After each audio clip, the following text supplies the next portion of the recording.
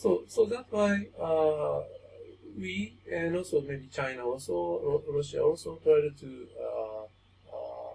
put the Chosen under their powers.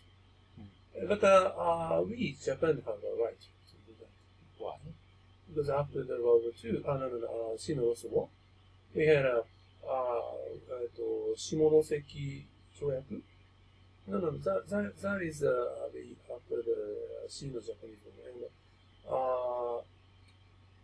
And between the Russia and Japan, we won at the Russo-Japanese War, and we had a right to control the Chosen Peninsula after that. But they didn't have right for self-governance? They have. So that it depended on how the Japanese tried to do that about them. Because it sounds a bit strange to me that you have the right to invade another country. No. Control another country. As I said, so throughout the whole history, that area is a center of the conflict between the China, Russia, and Japan. And but it was a country, right? It was. Yes. It was not. It was. It Dynasty. was like a nation. Apparently independent. Yes. But as I said, they lost almost the power to control their whole countries. Right. So that there are variety of the situation could be expected. Russia might invade, China might invade, and those two scenarios were the scenario which Japan would like to avoid. Right. So that's why we would like to have the support them to it's very subjective. You could be 100% right, right, but from your point of view. But from the other point of view, you could be 100% wrong because you just like Japan just invaded Chosen and just like China would have or Russia would have. That is not the invasion because we sent the advisor and the military force based on the international That's law. exactly what the United States always does. They always send advisors and military. That's exactly the same. I mean, I'm not saying that you're wrong or you're right. Actually, I don't know anything about this part of history, so I cannot make a fair judgment about it. At the same time, we didn't have any intention to occupy them, and we did not. And so, as I said, to help their independence and to help. But that is just at which side of the table you're sitting on. But as a result of that, there are life environment of the ordinary people increased drastically. Right.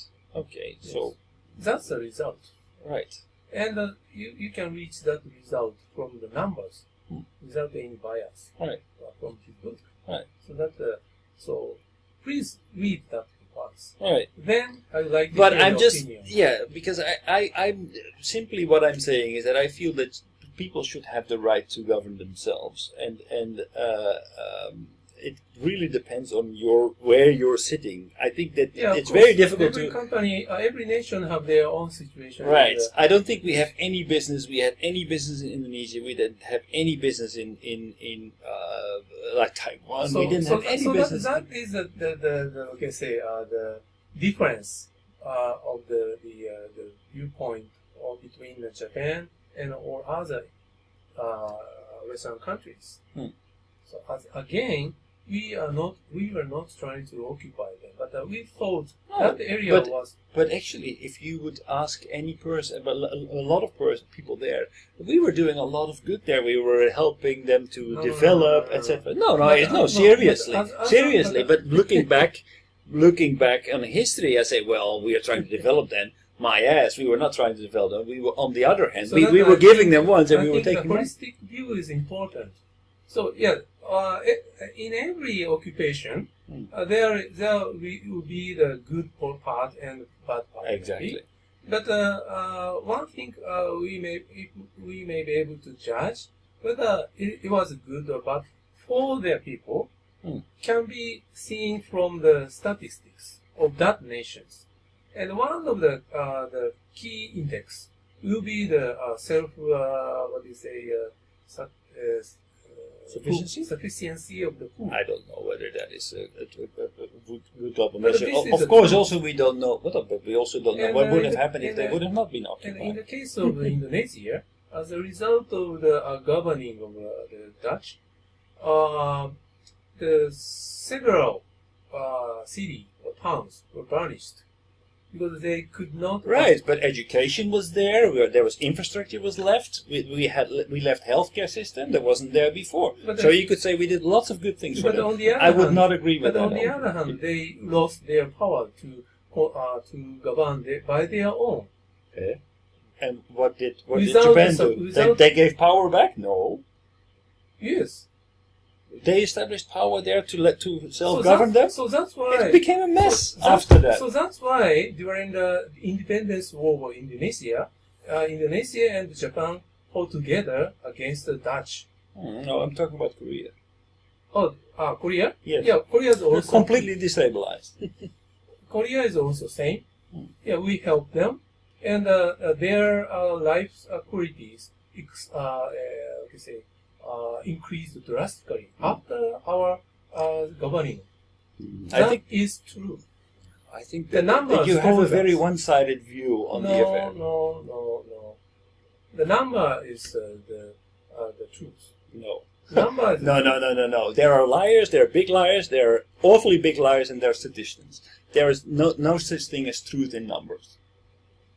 But their life quality increased. This is true. Yeah, okay. Education increased. Yes. Healthcare increased. Yes. Infrastructure increased. Yes. GDP increased Yes.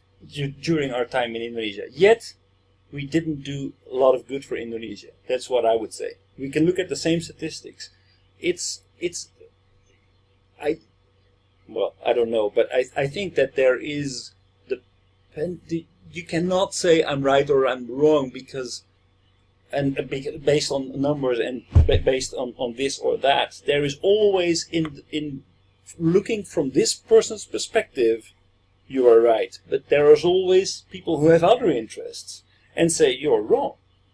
So I cannot say we were wrong or we were right. I think in the eyes of for many people in Indonesia, we should not have been there. That we had no right, no business being there. But on the other hand, a lot of people in Indonesia also declared later and said, we did a lot of good. That aspect is again different between the European countries and Japan. Because we had, going back to the main track of the topics we started the discussion, we had this kind of idea to understand the society. So that's why we didn't have any intention to occupy the other countries. So it is hard to understand for the European people because most of the European people cannot understand the deeper teachings of the Confucianism. Right. How the Japanese people understood about the idea of the Confucianism. So unless the understanding how Japanese people interpret and practice all throughout our history, it is very hard to understand our the policy to think about our the many Asian countries around us, how we think about them.